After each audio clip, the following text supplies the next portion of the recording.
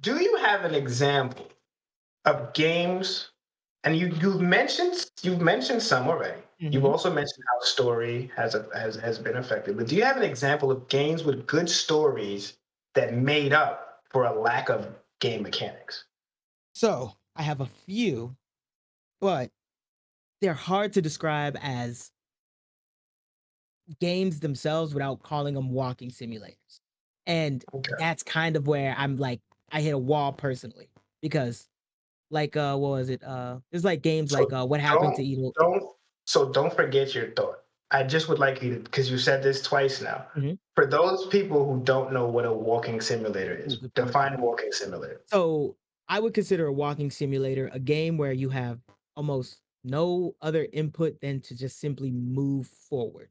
You're not Okay. you're not like you could be the protagonist, but you're having a story told to you. You're not really doing anything in the story. You're kind of just Okay. experiencing something. Now, that Okay. is a valid form of gameplay to me. I don't deny that. That's valid.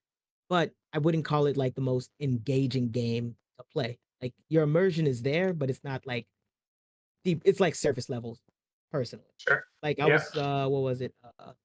Firewatch. Great game, great mechanics in it, but I think Firewatch is a great game, but if anything, it's a game where you're not doing more than just kind of experiencing a moment, like you're just going through things, Mhm.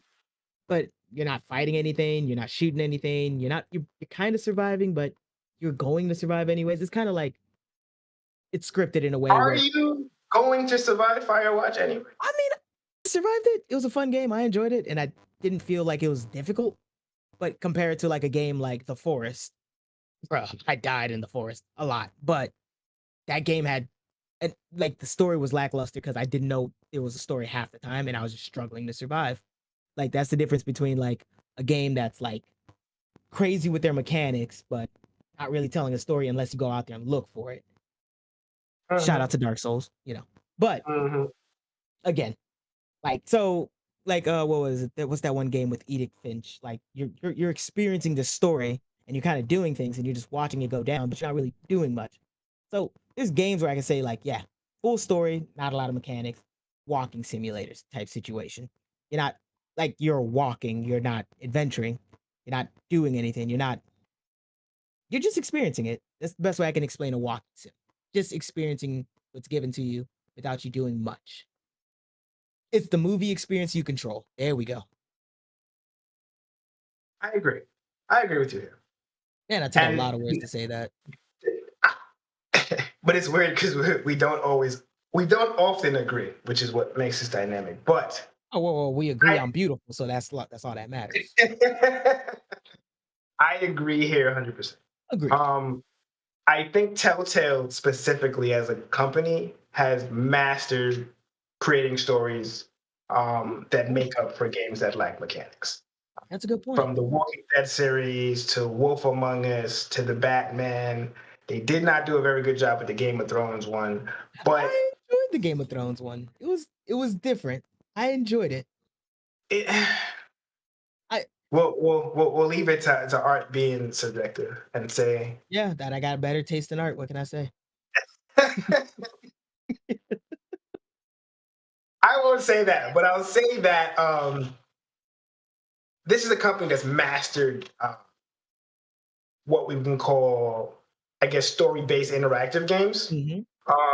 that lack mechanics. Because in The Walking Dead, which is the Walking Dead series, which is one of my favorite games I've ever played, I got the same feeling in The Last of Us 2 with Clementine and this Ellie, girl's name is Ellie. Thank you so much. It really slipped my I'm a mind. big With fan, so I'm always Clementine gonna and remember the Ellie. name.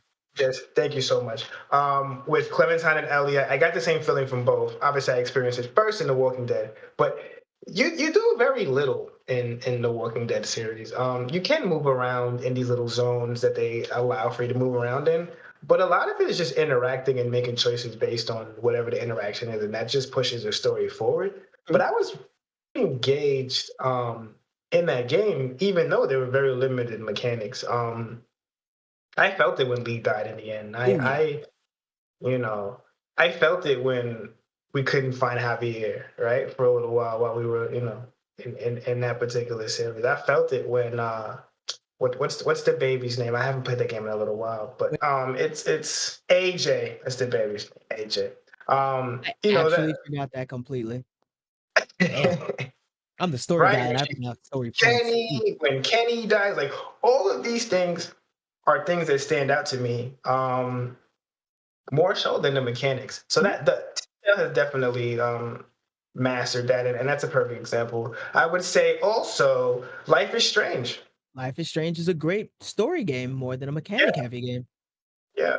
Very high school, very a little emo for me, but It's a they slice of put you in life. they put you in this space, and I felt it, and there wasn't very much to it.